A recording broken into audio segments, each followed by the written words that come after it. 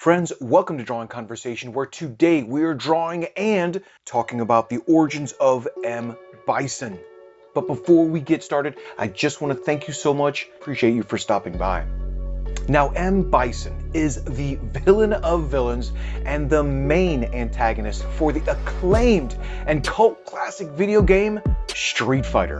And you can't have a story without a great villain. Now, Street Fighter hit the world in August 1987, published by Capcom. But the franchise really didn't take success until its sequel, Street Fighter II, published in 1991. Street Fighter was designed by Takashi Nishiyama and Hiroshi Matsumoto, with M. Bison designed as the final boss. And it's important to mention that M. Bison's original name was Vega, but the series ran into a little bit of legal issues and the character's likeness and name had to be changed. This was all to avoid legal issues. I promise, more on that in later videos.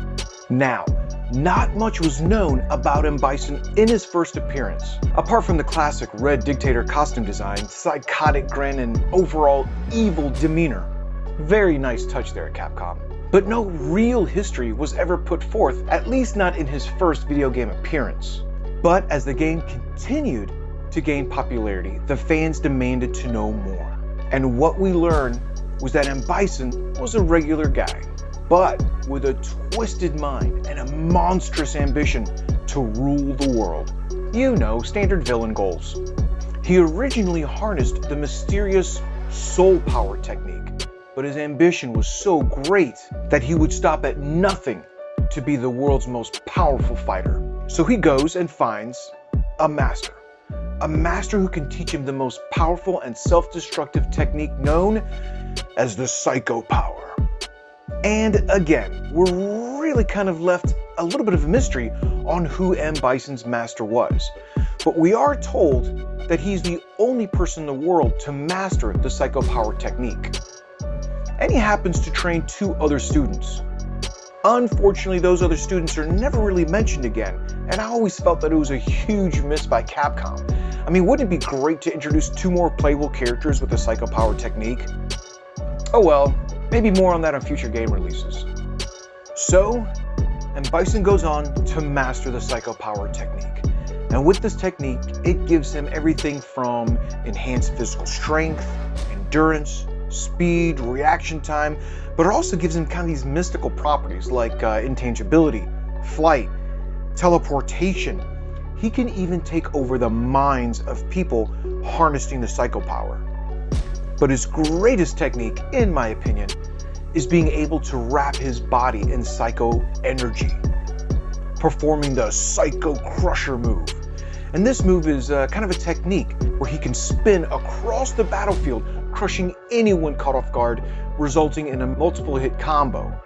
Having learned this power, he goes on to do what any good villain does and murders his master. Again, stopping at nothing to be the world's most powerful fighter.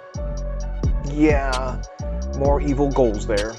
Now, being a master in the Psycho Power, he goes on to be the leader of the criminal organization known as Shadowloo, sometimes called Shadow Law. Now, Shadowloo, with its fingers in everything from weapon smuggling to dealing in biochemical drugs.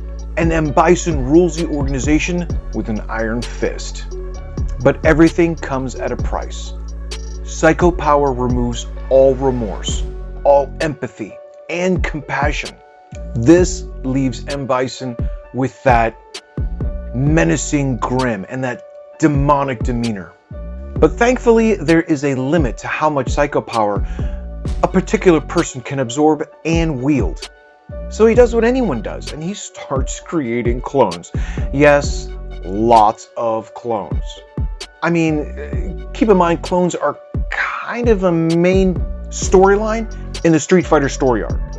And all this is in an effort to be more powerful, to make a host powerful enough to absorb even more Psycho Power.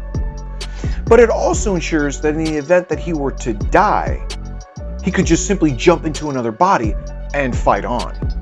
Well, that still isn't enough. he makes it his life mission to find human hosts powerful enough to withstand even greater amounts of psycho power, and then jump into their bodies with the ultimate goal of possessing their body forever. Crazy, right?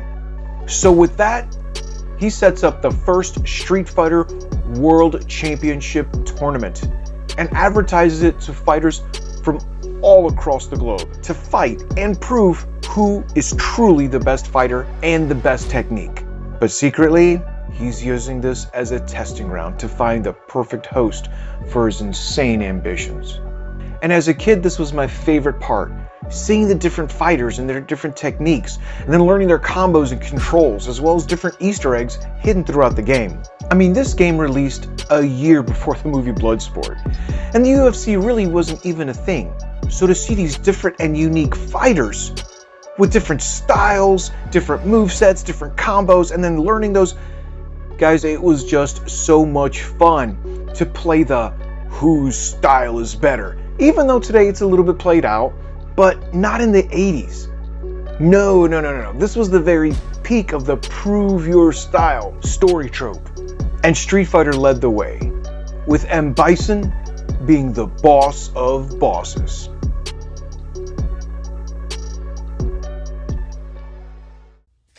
Friends, thank you again for watching. I say it all the time, but your support truly helps this channel. Hey, if you haven't already, please feel free. Hit that subscribe, turn on those notifications, hit that like, and please go to the comment section. Let me know how I'm doing and what type of characters you want to see drawn. And as always, I'll talk to you soon.